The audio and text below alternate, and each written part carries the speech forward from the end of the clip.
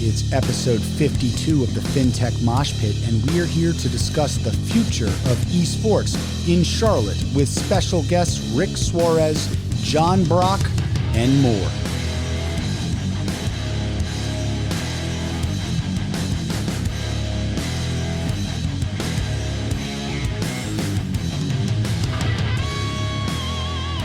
Oh yes, ladies and gentlemen, we are back.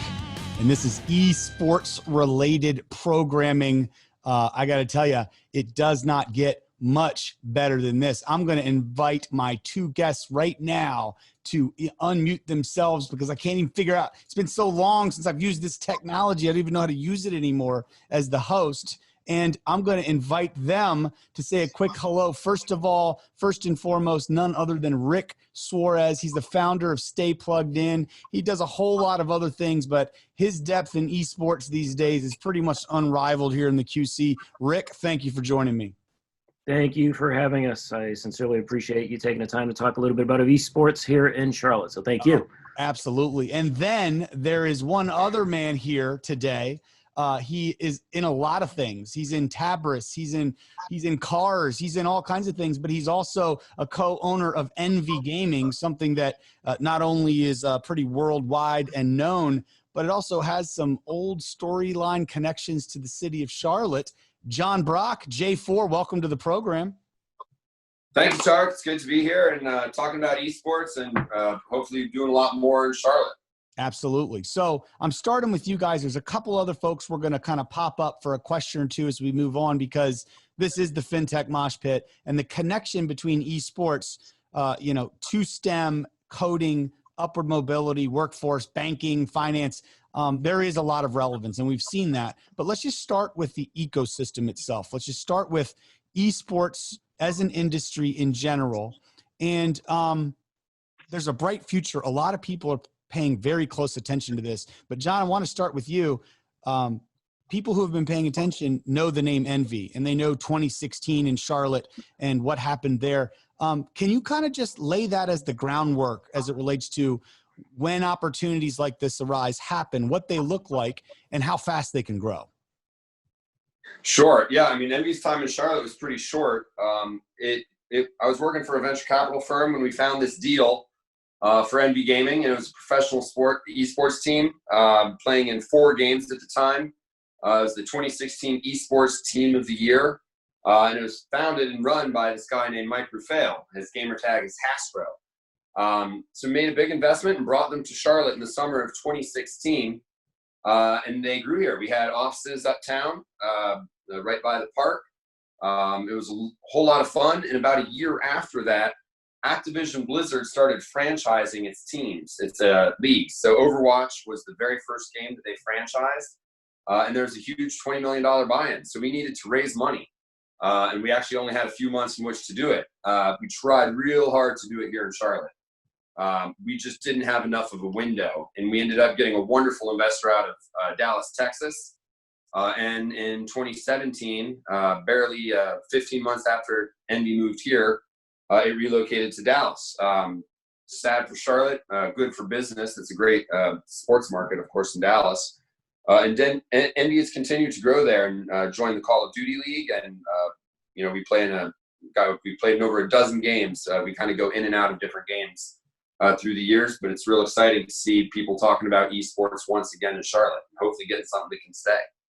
And I'm not going to put you in an awkward spot. I don't know what's confidential versus what isn't, but I do know that I've read articles and things online that have showed a valuation of, under 10 mil or so potentially back when it was here in 2016. And a little over 4 years later, people are wondering and looking and estimating that it's potentially over a $200 million valuation in that amount of time. I don't know what you're allowed to say as a co-owner there or whatever, but is it true? I'll refer you to the Forbes article, and I certainly won't dispute it. We encourage it. It's been a wild ride, and it's been a lot of work as well. I spent a couple of years working directly with Mike, and then now I'm just a board director. As the guys in Dallas are doing a wonderful job continuing to grow it, and it's growing still. So we'll come back to you in 1 second, J4. Right now, I want to jump over to Rick. So that was macro, global brand envy, kind of the storyline and its touch point with Charlotte. Now let's look back to, all right, well, stuff has been going on in the Charlotte esports scene over the last 4 years. I'm wearing a Charlotte Phoenix hat. There's the Charlotte Esports organization. There's the great work by CJ Collins, by Josh, by Jeff Brokaw, and everything they've done with support of the community. And then there was you, Rick Suarez, who is the owner and founder of Stay Plugged In, an organization that was also doing things on one side of this, but you were also the primary investor in what's happened on the other front of Charlotte Esports, Charlotte Phoenix, those things like that. Just take a second to fill us in on what is Stay Plugged In and what have you done and kind of been focused on to date, and then where's your vision now going as it's expanding? Sure. For me, we'll Stay Plugged In. Long story, very short. You know, I have a family that really is immersed in traditional sports. All three of my kids play, and we follow them around the country to watch them play literally every single year. With esports in general, it's been around for a long time. It's just the popularity of it has reached such a fever pitch, obviously over the last 5 to 10 years. And I think that Charlotte is a prime location to really explore the boundaries of what can happen with esports here. So for Stay Plugged In, what I did is I kind of correlated what happens in traditional sports in terms of recruiting, retention, and completion, really getting the esports athlete an avenue to really understand what's out there for them opportunistically, collegiately, and career path-wise. Because I don't see that a lot yet. I think it's a trickle-down effect. I think you see a lot of attention, obviously, on the pro side, such as with Team MVs and other teams like that. The collegiate space is absolutely on fire. I think in 2018, we had about 73 varsity teams. 1 year later, there was over 130 varsity teams. Going into 2020, the expectation is that there would be over 200 varsity teams, all of which provide athletic, collegiate scholarships for esports. So this is an area I think a lot of parents may not be fully aware of.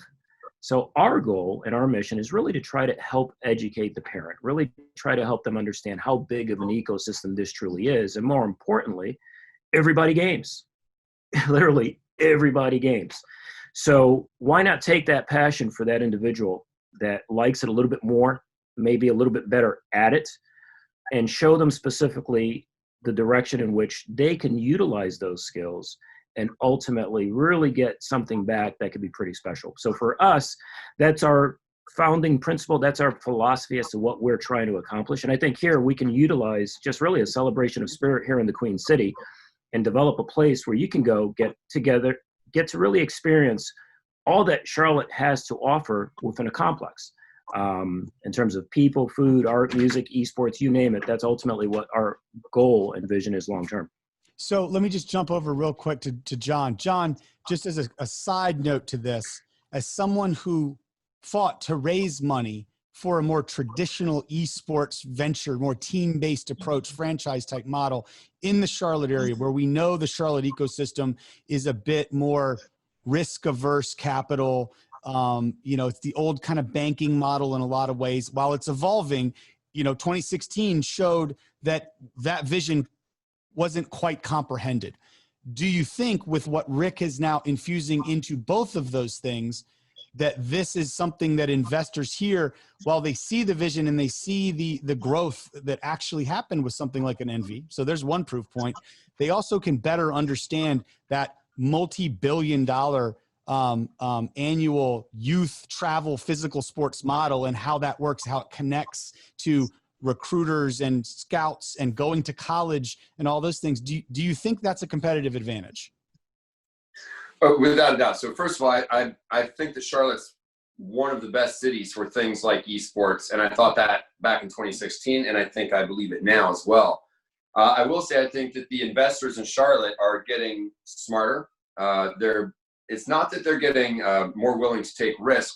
They're understanding that they need to take some of that risk to have a well-rounded portfolio. And so raising for some of these early stage ventures and high growth ventures is becoming much easier to do in Charlotte. We're not there yet, but we're trying hard, and we'll get there. And I think what Rick is doing is actually quite amazing, because he's taking all the excitement from esports and he's turning it into a venture that is actually much more traditional, that a lot of the Charlotte investors can understand a little bit easier and come to grips with. It's still predicated on this whole esports model and people playing competitive video games, but it has a play that is more traditional for all of them. You know, Envy, just a straight up professional team, is a little bit.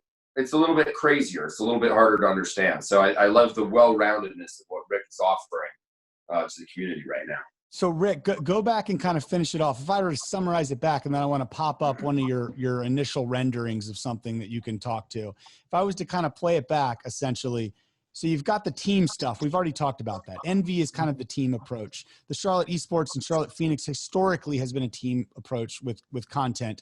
If you have that, but you have it also alongside essentially a recruiting pipeline that's half connecting to youth across the country and bringing them to physical travel esports, unlike travel physical baseball, where they come and they go because they're going to be around those college scouts and things like that. They're coming here to a physical location, and then you're connecting them to those college relationship esports teams you have. There's a physical manifestation of this as well. Let me pop that up and just kind of talk through what exactly it is we're looking here at. Yeah, sure. No worries. Again, I think the room for growth and expansion is so massive. What we do is have an opportunity to really show and put together a blueprint of how this should be done. So what I envision for the city of Charlotte is that exact opportunity where nationally kids from around the country can come in because they're so excited to be playing esports. That's their passion. That's what they do. We have the college recruiters coming in from around the country to actually observe them, because I think with any traditional sport, it works the same way. You know, if a college recruiter over at UNC sees a pitcher that throws 94 miles an hour, well, they all have those analytics, but they still want to go see them. They want to know, what am I bringing onto campus? Is this going to be a good person for the school? Is it going to be a good teammate? So that ultimately is a destination here in which we want to provide for the college recruiters to come and see that physically as well, because they can get the metrics and they can get all the data, but what they can't see is what that person and that individual is like. So as you look at this schematic that you have up on the screen here, I envision really mainstream coming together with esports and really making this, again, kind of a spirit celebration here for the city of Charlotte, where as you walk in, there's that town center retail and entertainment district where you've got traditional sports bars, you've got shops, certainly, restaurants, etc. As you walk through that, you'll start to get into the green area, the pavilion/amphitheater, in which there's outdoor seating for those that want to enjoy the outdoors and eat outside and just kind of hang out picnic-wise, things like that. The amphitheater would be for local bands to come in, because one of the things that I was attracted to as I started to investigate this esports space more and more and more, music and esports are tied together pretty heavily in a number of different events. So this is an opportunity so that people can kind of just sit out, watch, take in some of the local artists band-wise, potentially while an esport event is going on or not. But then also, as you look at the field house, the intent would be all of the tournaments, all of that would be taking place there. And there'd be some separate buildings behind as well. But the attention would be there so that as these kids are playing and going through this esports process, the social aspect of it, the competitive aspect of it, heck, just the fun aspect of it is really going to stand out better here than in any other city, because no one's quite doing this yet. But if you look at, again, any traditional sport, that's how they do it. We all go to a baseball field or a soccer field or a football field or whatever. The recruiters are on the sideline kind of watching the performers. The difference here is I really want to tie the city of Charlotte into this. I really want them to grasp what is this and really enjoy it and take it to heart. And for the kids, you can just imagine seeing that flow of traffic coming through there. They're going to come back each and every single time, because there's no better feeling than the type of support and the systems that we'll put in place for them. Absolutely. And I think that's a good transition to one other image I wanted to pop up there. And that is this, right? If you think about kind of a broader holistic vision that we're talking about, it's not just the youth kind of in events, the piece you just talked about there, sitting alongside that team esports, the piece where we saw what can happen with Envy. We've seen the growth and excitement of the Charlotte Phoenix and Charlotte Esports historically to this point. We'll talk about pathways in 1 second, but that broader point of the broader Charlotte ecosystem, right? you know, you don't need to, if anyone's out there imagining, well, we've heard and read every day that David Tepper and Tepper Sports is thinking a lot about a brand new stadium, about the Pipe and Foundry location, about an entertainment district. We work very closely and have been in close contact and communication with their team, with the Hornets Venom, with Marcus Smith and Charlotte Motorsports and those great folks there, because everyone has eyes and views toward not just entertainment districts, but physical esports arenas, places where we can start attracting global and large events and things like that.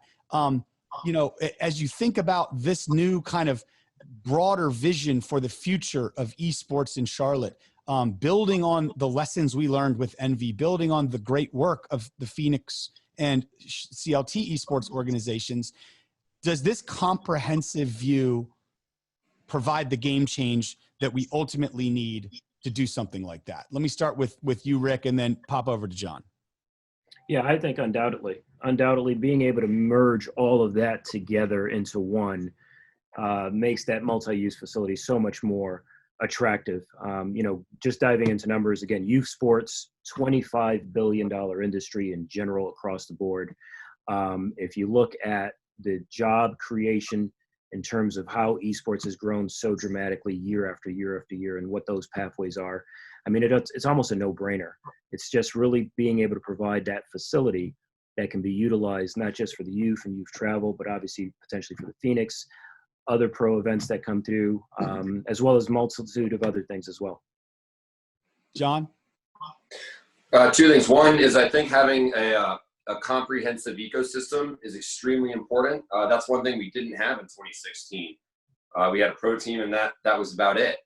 And now we have most of these pieces coming together with vision for how to build the rest of it, and really having all the partners at the table that can really put it together.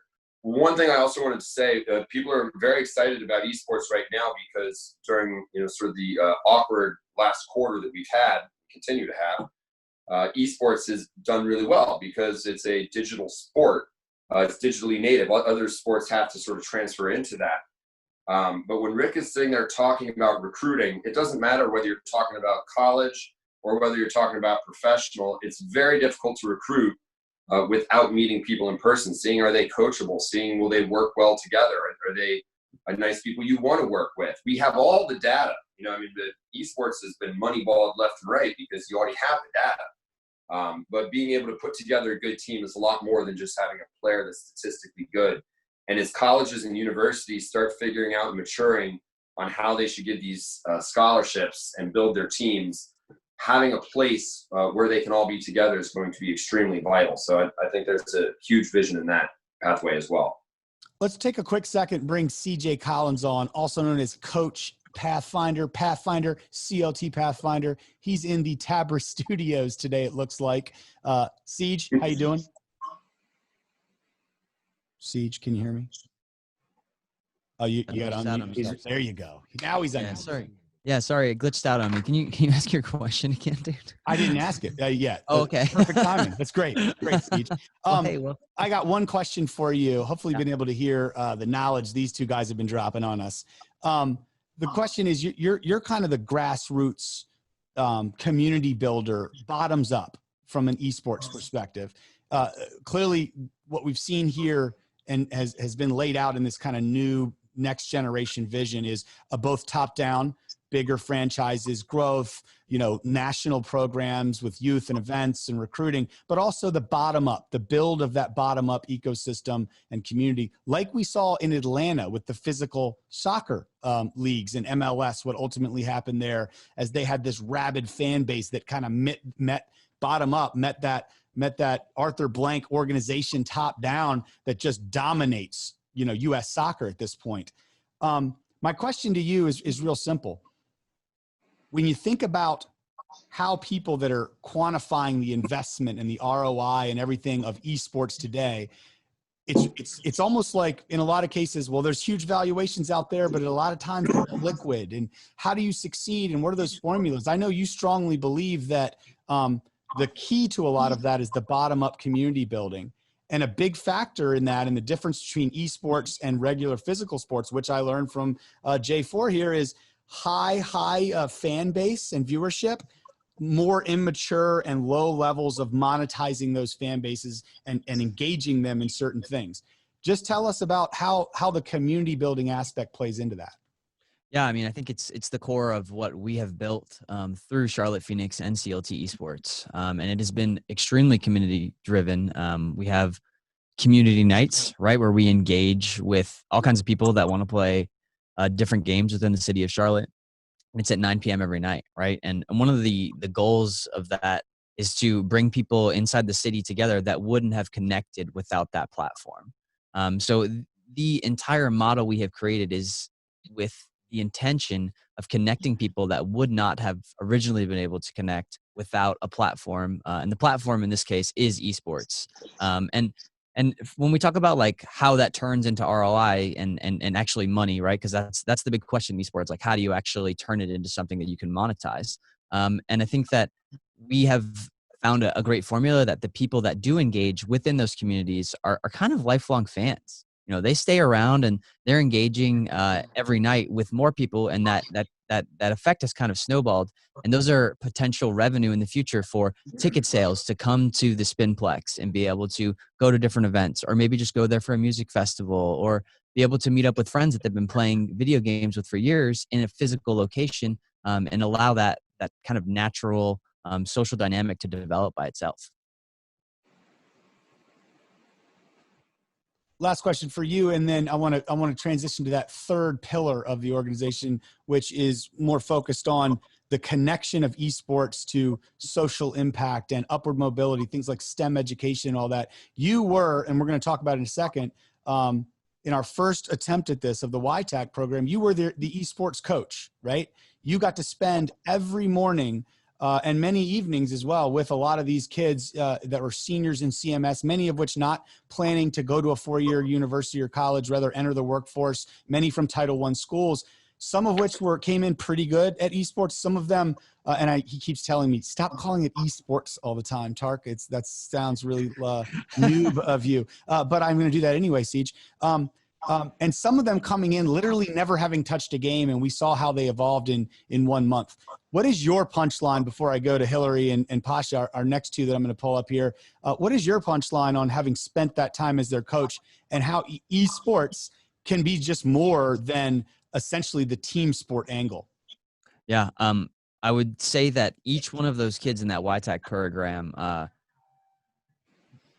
were able to engage in their social dynamic, right? So those guys actually went off and they created their own like little mini space, and they all like connect daily and play games together. And I learned a ton as a coach on what it looks like to be able to teach somebody from not knowing anything about esports, not even having a PC in their home, to putting that PC in their home and walking through the process of teaching them maybe the things that they hadn't learned with the PC, and then the next step with the game. It was extremely rewarding, honestly. And I'm super excited. I mean, hopefully YTAC number 2 is coming very shortly. And we're looking forward to that. It's going to be a great program, but like that one's going to be so much bigger. And I think that it's the whole effect of everything that happened with YTAC number 1 is going to be, quadrupled because of that. And those communities within the high schools are going to be created, and they're going to be able to interact with each other in that way that we want to see. Great. Pathfinder, get out of here. While he does that, Rick, John, any responses, reactions to what you just heard from Coach? John first. No, I think, first of all, CJ is such a sharp guy, and he's doing such a good job of sort of responding to both the things he said. The community is all important when it comes to esports, as it is with anything. I mean, it's all about entertainment, and the games themselves are entertaining, and then it's entertaining to play with your friends, and it's entertaining to watch other people play and compete. And so being able to provide that to the community, as you said, top down and bottom up, is extremely important. So I think it's going to be exciting to watch how this program builds upon itself as you move forward. Rick? Yeah, no, completely agreed. And I know, Tariq, you and I have spoke about this on separate occasions, but really being able to serve the communities that may not have the ability to get this type of technology there is really what I think sets esports apart and really creates such a massive opportunity. And what I mean by that is, if you went to a community that you wanted to teach a little bit more about baseball or basketball or football or whatever, that's great. But if they're not a really good athlete, it pretty much ends there.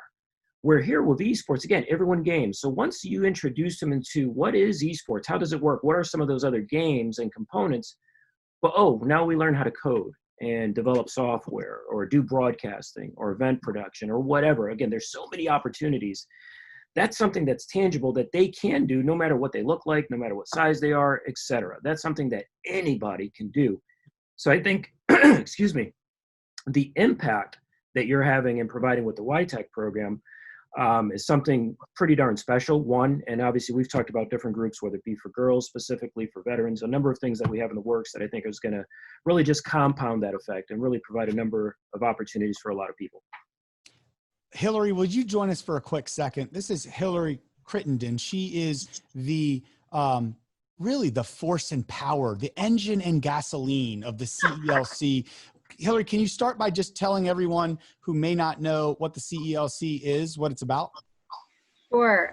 So I'm the director of a group called the Charlotte Executive Leadership Council, and we're a council of 30 CEOs of companies that are headquartered here in Charlotte, and our work is all focused on economic mobility. So we look at education, affordable housing, and workforce development as 3 priorities where we really want to lean in as a private sector, partner with organizations like the Fintech Hub, and just sort of look at what could the collective impact be of these companies all working together on these issues rather than working separately.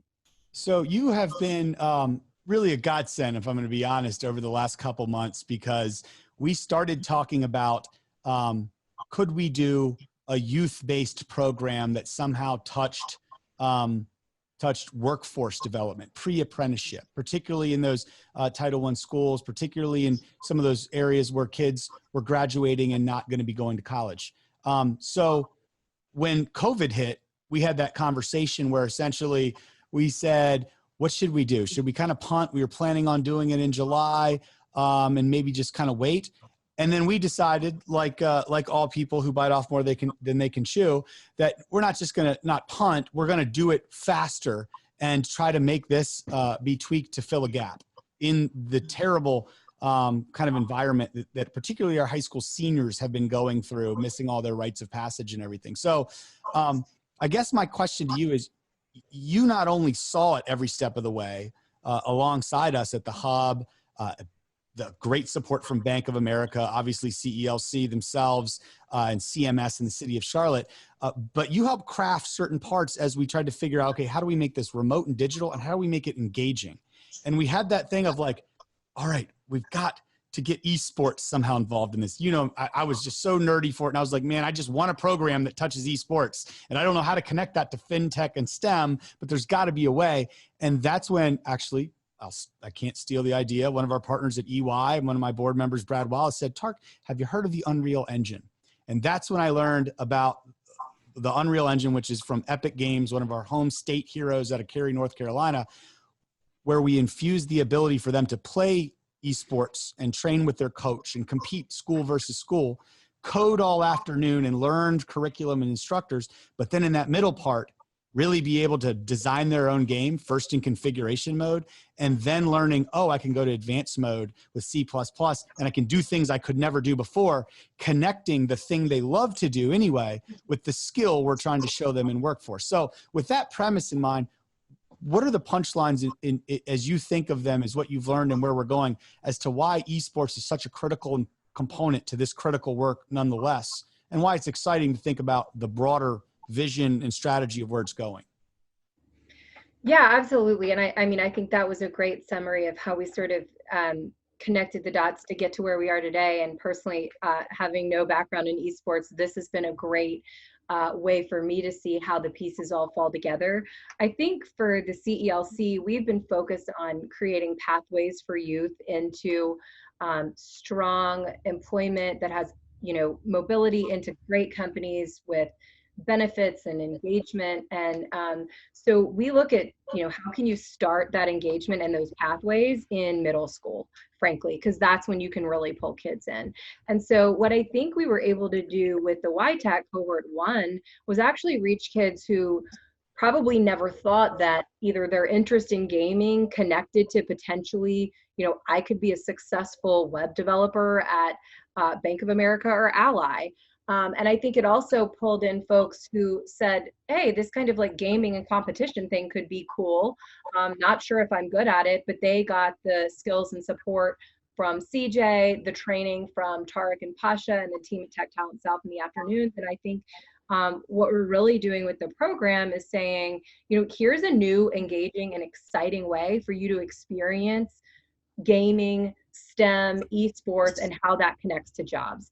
And it's different than what virtual learning has been for so many kids, which is, sort of, I'm staring at a computer screen, I'm missing the engagement, I'm missing some of the excitement.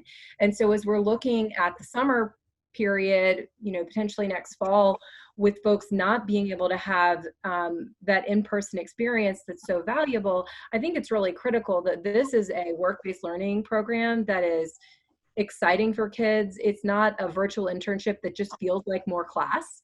It is teaching them about teamwork. It's a fun level of competition. And so we've been just really excited about it from a CELC perspective. And it's really putting, frankly, that pathway into the WIN program that we've wanted to see all along, that says, here's how you go from CMS into training directly into these great jobs. One last quick question before you go.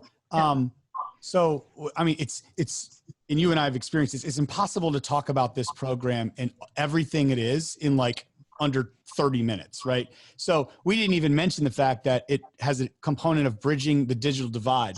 These computers right here, you see that? These high-end custom PCs, every single kid in that class had it delivered to them so they could code on it, they could game on it, they could learn how to build their own game on it to their house. And those that didn't have internet, it was fixed. We paid them an educational stipend of the equivalent of $10 an hour to just play games and learn how to code. I mean, there's so many other dynamics. Just mention real quickly about the PIA pre-apprenticeship certification angle too. Yeah, so we're really excited about this.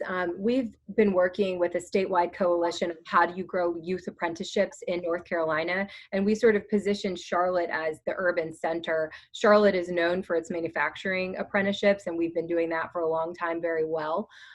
But this was an opportunity to say, how can Charlotte develop something in the fintech space that is an apprenticeship where students receive training, a credential, and a pathway into a full-time apprenticeship that leads to employment that is in a field outside of manufacturing. And so I'm super excited about this. We were the first city within our conglomerate of, partners in North Carolina to get a program up, running, and already have had a cohort of students go through the program and be paid, with 25% of them actually getting admission to the next WIN cohort, which is really exciting. And I think, frankly, from a data tracking perspective, us being able to have this registered as an apprenticeship is amazing and will be super helpful as we are sort of being thoughtful as a city and a state on how do we grow workforce. And I think, the other piece that's just really interesting with this program is that we started this in Charlotte. We want to drive this in Charlotte, but this is something that could be applied in any place around North Carolina or frankly beyond. So this is a pilot that's easily replicable, that I could work with a similar group in Dallas or in wherever and say, this is the formula and this is how we these are the partners that are needed and how we roll it out. So I'm really excited by that. You're on mute, Tariq. I'm on mute. See, look, I don't want to work my own stuff all anymore. 20 of the 20 students who started in YTAC successfully completed the program, which I've never seen a workforce development program that has 100% completion rate. So like I said, it is impossible to talk about all dimensions of this single program in one sitting. Hilary, we'll do more of that later. Thank you. Before I get the responses of, and we'll bring Hilary off and Pasha on, because I want to show the pipeline element as well. Before we do that, just one piece, if you're picking up, are there synergies between that and what we've seen and what we just heard Rick and John talk about before? Yes, Yes, there are. That's the whole purpose here. And while cohort 1 had 20 and we paid them and it was a great success, we've already launched the application process. You can go to carolinafintechhub.org and find the application for YTAC cohort 2 if you are in CMS at all in any of grades in high school. And in the middle of that, we're doing for the next several weeks a tournament through the Stay Plugged In organization as just a kind of way for us to start interacting and get to know the kids that are going to be applying to cohort 2 of YTAC in this esports high school league. And there's information there. Thanks to our partners, CMS, CTE, Susan, everyone over there is amazing.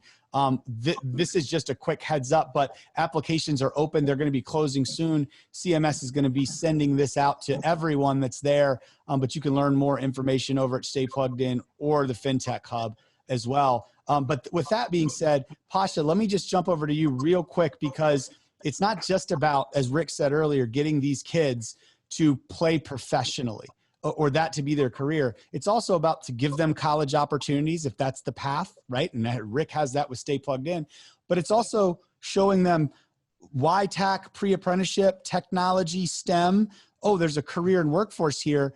And we actually accepted as part of this 25% of this first cohort to go into pre-acceptance into the WIN program. Talk to us about the WIN program and how that just connects the rest of this ecosystem of upward mobility.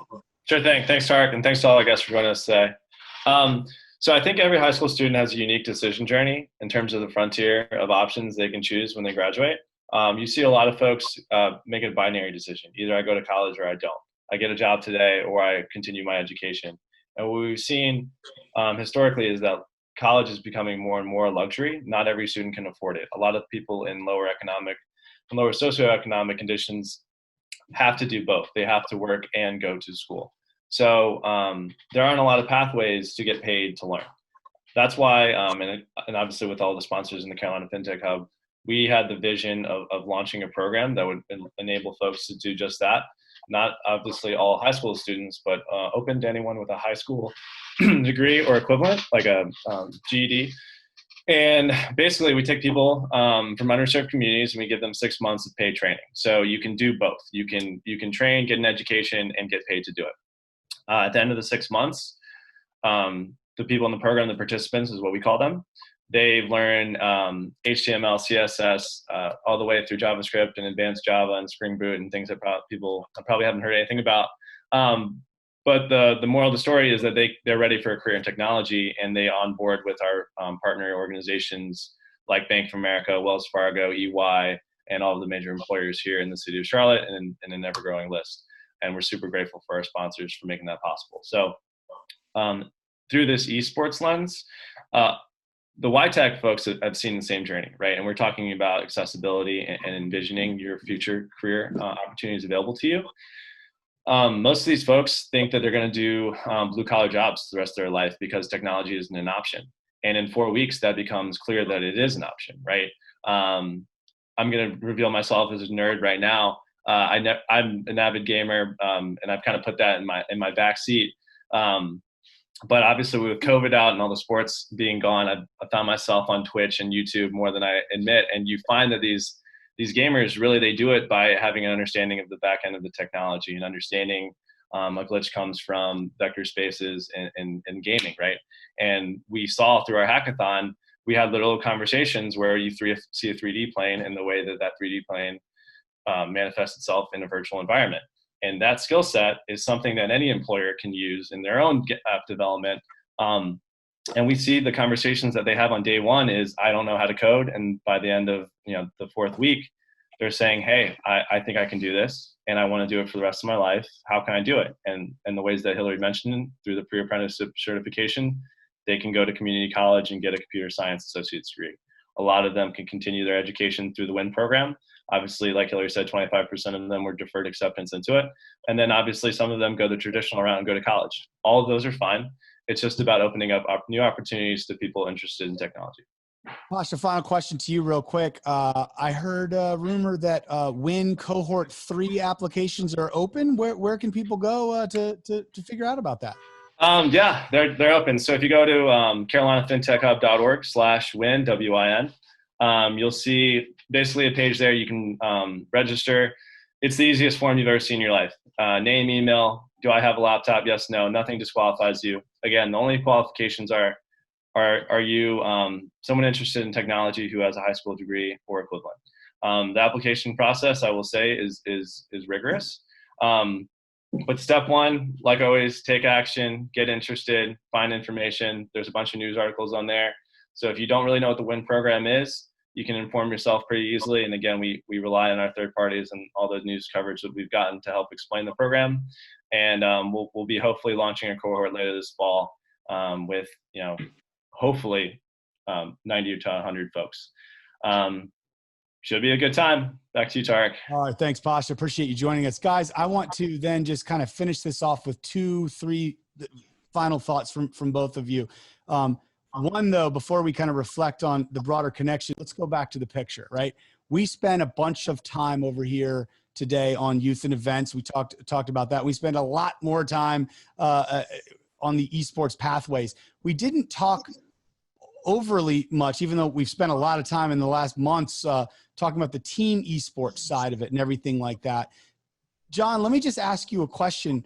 Where is the macro sense of the team esports angle going, and why is that not only super hot in its own right when it's deployed properly and when it has the right support and the right kind of strategic vision, but also how can it be even more powerful connected to other synergistic things?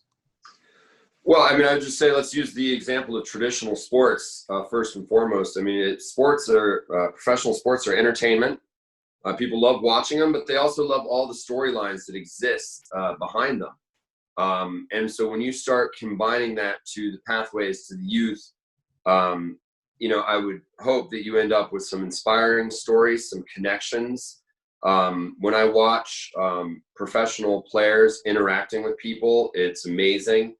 We're already at a point where you have generational fans, and so there will be people I'll see coming up to Hastro wanting to take a picture with them and their kid because they're so excited to do that.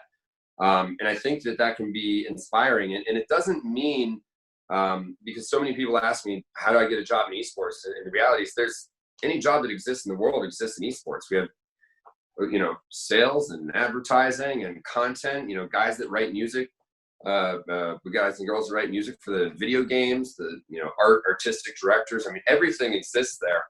Obviously it's very heavy on STEM, but a lot of the people that get excited about it, they get excited about it because of the professional sports and the professional gamers that they get to see playing this, and that inspires them to do something that they otherwise maybe wouldn't have done, and as a result live a better life because of it. Rick, when you think about both that, the team side of it, but also everything we just heard on the connection, the upward mobility, another thing we didn't mention with both YTAC and WIN and all the cohorts is they're over 80% people of color that identify as that in those programs. Last YTAC had almost a third female, and this WIN cohort that's underway right now is almost half female. I mean, those are unheard of stats in banking, technology, and esports, right? Obviously critical to where we're going to go and to the tone of what's going on around the world right now. Just respond to all of that. There's a lot that's been dumped out since we circled back to you there. No worries. One of the biggest passions I have for Stay Plugged In is exactly that, is really to be able to bring that technological component to 3 separate groups specifically. Obviously, the underserved, underprivileged community that's where I grew up, quite frankly. I have a daughter of my own, so being able to, she looks at it, she games, and as you progress, whether it's through the career path in the esports space or as a gamer, traditional, it's a white male.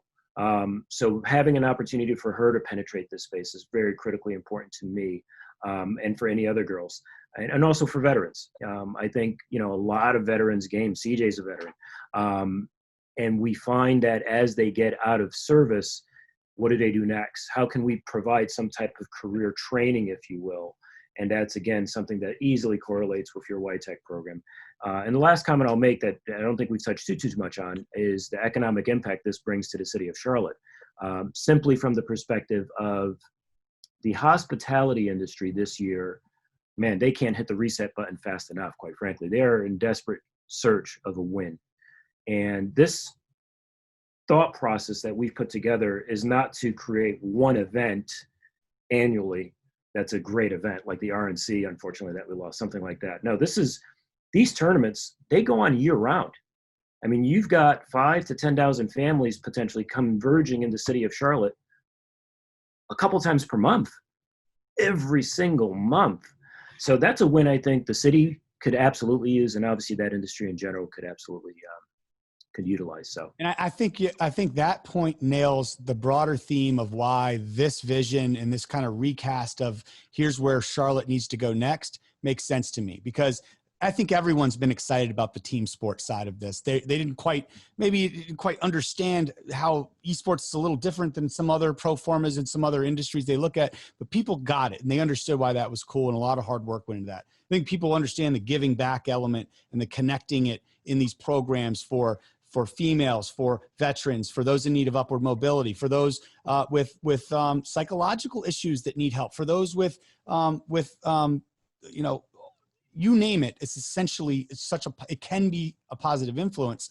But most importantly, when you told me that last part about the hospitality and tourism industry connects, about the events, that's something that traditional Charlotte investors can quantify more easily in their mind. How many weekends a year? How many people come? What are the buy-ins? What's the CapEx and outlay to make this happen? So let me just toss it to each one of you with your final thoughts as we leave this, because clearly we can only scratch the surface here on what are keys to success and what's exciting now as it relates to the future of esports going forward. John, let me start with you.